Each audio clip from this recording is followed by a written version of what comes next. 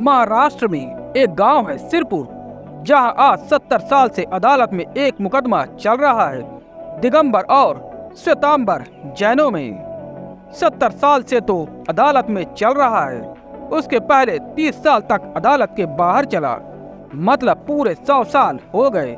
असल में इसका उत्सव मनाना चाहिए सारे देश में।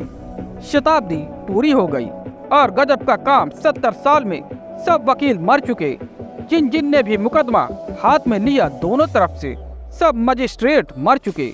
मजिस्ट्रेट वकीलों की छोड़ो, सरकार भी बदल चुकी। जिन्होंने मुकदमा शुरू किया था वे मर चुके, उनके बेटे मर चुके, मगर उनके बेटे मुकदमा लड़ रहे हैं, मुकदमा जारी है। और बात यहाँ तक बढ़ गई कि एक बार मंदिर की महावीर की प्रतिमा तक को अदालत में गवाही देने आना पड़ा। सुनते हो क्या क्या गजब होते हैं। मंदिर पर ताला पड़ा हुआ है। झगड़ा क्या है? झगड़ा तुम सुनोगे तो बहुत हंसी आएगी। झगड़ा लंगोटी का है, क्योंकि श्वेतांबर महावीर को लंगोटी पहनाकर पूजते हैं और दिगंबर लंगोटी निकालकर पूजते हैं। सवाल यह है कि लंगोटी पहनाई जाए कि ना पहनाई जाए। फिर जब श्वेतांबर पहना देते हैं तो दिगंबर निकाले तो झगड़ा खड़ा होता है। जब दिगंबर निकाल देते हैं, श्वेतांबर पहनाए तो झगड़ा खड़ा होता है कि तुम हमारे भगवान को कैसे लंगोटी पहना रहे हो, वे तो दिगंबर है। और श्वेतांबर कहते हैं कि हम बामुश्किल तो लंगोटी पहना पाए। अब पत्थर की बैठी हुई पद्मासन में मूर्ति, उसको लंगोटी पहनाओगे तो दिक्कत तो होगी ही, बामुश्किल तो हम पहना पाए। अब तो फिर निकालने लगे, रोज का धंधा। 100 साल पहले यूं व्यवस्था थी कि समय बटा हुआ था कि इतने घंटे दिगंबर लंगोटी निकाल कर पूजा करे, इतने घंटे श्वेतांबर लंगोटी पहनाकर पूजा कर ले। मगर एक दिन बात बिगड़ गई, कुछ ज्यादा भक्ति भाव में आ गए, लंगोटी पहनाकर पूजा करते ही गए। दिगंबर आ गए, उन्होंने कहा लंगोटी निकालो लंगोटी। वह पूजा चलती ही रही, वे लंगोटी खींचने लगे, बात बिगड़ गई, लाठियां चल गई, लहू बह गया, पुलिस के ताले पड़ गए। फिर अदालत में 70 साल से मुकदमा चल रहा है। तुम हैरान होगे, सिरपुर की छोटी सी अदालत का मुकदमा प्रीवी कैंसिल तक जा सकता है। प्रीवी कैंसिल से फिर वापस भेज दिया गया, क्योंकि निर्णय कैसे हो कि महावीर जो हैं वे लंगोटी पसंद करते हैं कि नहीं। दिगंबर अपने शास्त्र रख कर बताते हैं कि नंगे थे वे। श्वेतांबर अपने शास्त्र बताते हैं कि वे लंगोटी पहने हुए थे।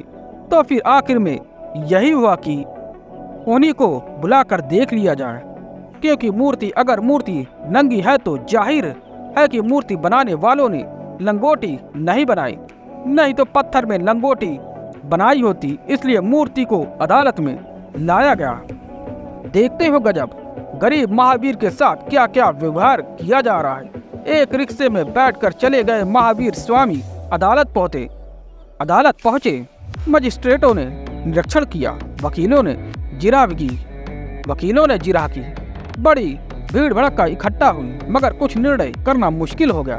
निर्णय करना इसलिए मुश्किल हो गया कि श्वेतांबरियों ने प्लास्टर कर दिया।